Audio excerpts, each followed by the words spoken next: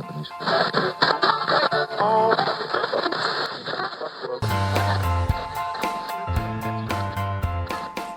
Podcast Vivendo em Condomínio. Informação para o fortalecimento de uma comunidade.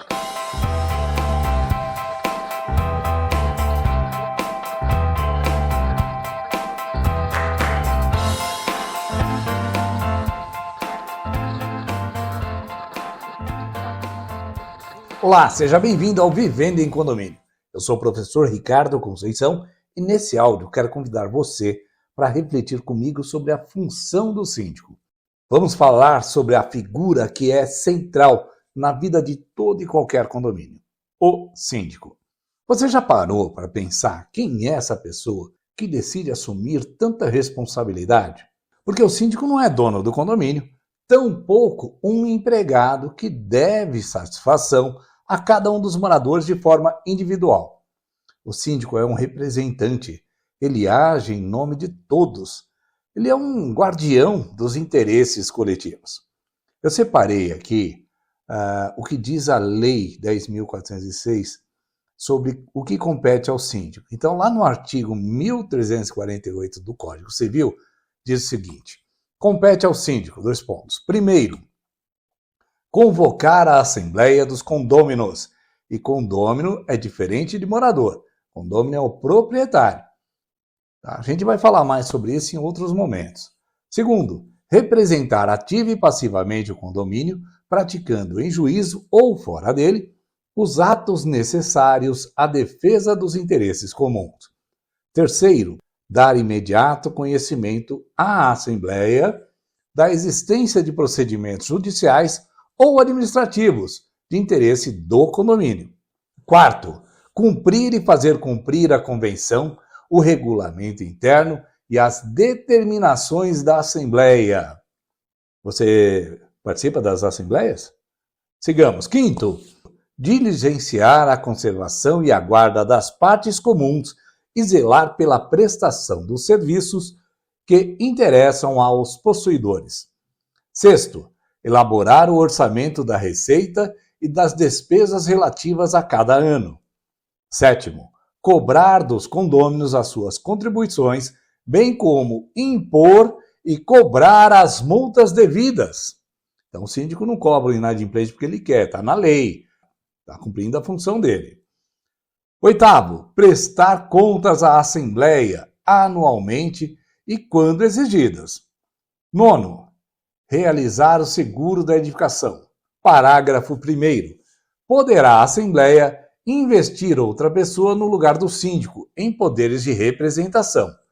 Parágrafo 2º. O síndico pode transferir a outro, total ou parcial, os poderes de representação ou as funções administrativas mediante aprovação da Assembleia, salvo disposição em contrário da Convenção, que é o caso de contratar a administradora. Mas sigamos.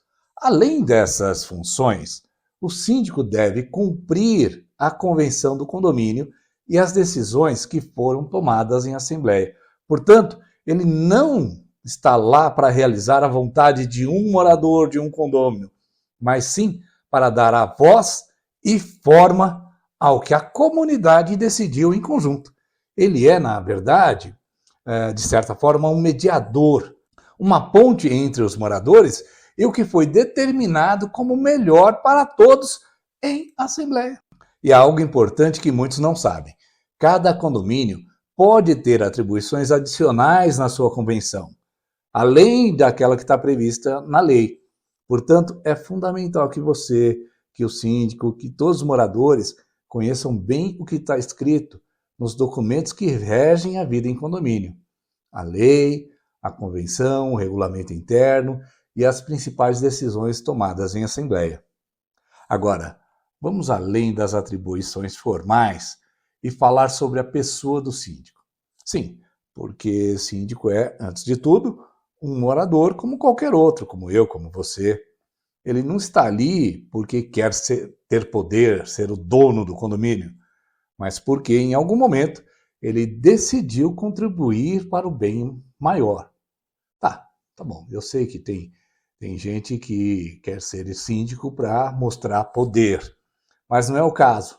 Eu acredito que 80% das pessoas que se candidatam à função de síndico estão ali para contribuir com a sua comunidade. Um outro ponto também que é importante falar, muitos síndicos não têm conhecimento prévio de administração e das leis condominiais. Eles estão aprendendo e contam com o apoio de uma administradora para lidar com aquilo que eles não dominam. E também precisam contar com o apoio do morador que votou nele. Ainda assim, esses síndicos encaram essa difícil tarefa de lidar com as reclamações, com as expectativas e, infelizmente, com falta de respeito, que em alguns casos beira o absurdo. O que eu quero dizer é que o respeito ao síndico é fundamental. E em tempos como os de hoje, com tanta responsabilidade, com tantas obrigações, essa necessidade de respeito é mais evidente ainda, é mais necessária. Pense comigo, o condomínio é quase uma pequena empresa. Tem finanças, tem manutenção, tem empregados, tem uma série de obrigações. Você confiaria uma empresa a alguém que não é respeitado? Claro que não. E o mesmo vale para o síndico. Agora imagine-se você na pele do síndico. Imagine receber cobranças fora do horário, de madrugada, às vezes em tom desrespeitoso, em tom de ordem, por coisas que nem sempre são da responsabilidade do síndico. E se esse síndico fosse você, será que você gostaria de ser abordado de forma ríspida ou fora do seu horário comercial, fora do horário que você disponibilizou para atender as pessoas? A verdade é que o tratamento dado ao síndico reflete diretamente no clima do condomínio. Quando o síndico é respeitado e tratado com educação, ele se sente motivado a exercer suas funções de maneira mais dedicada, mais aplicada.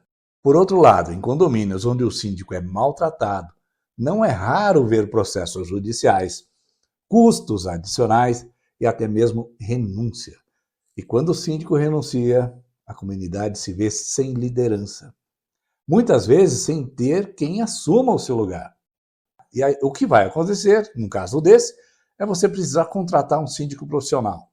Tem muito síndico profissional bom por aí, mas isso tem um custo. E você aumenta a sua despesa ordinária. Agora, se continuar a comunidade não respeitando nem esse síndico profissional, te digo uma coisa, ele também renuncia. Eu conheço muito síndico bom que não precisa passar por esse estresse. Afinal, bons profissionais não se permitem ser maltratados. O que resta então? Gastos adicionais e um ciclo de insatisfação que se perpetua, é infinito. Então, para evitar esse tipo de problema, é essencial que os moradores se informem quanto aos direitos e deveres de todos.